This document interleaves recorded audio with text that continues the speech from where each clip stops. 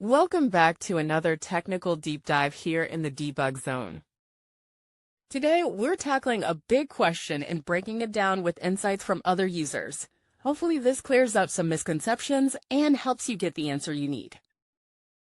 So buckle up, stay a little curious, and let's jump right in.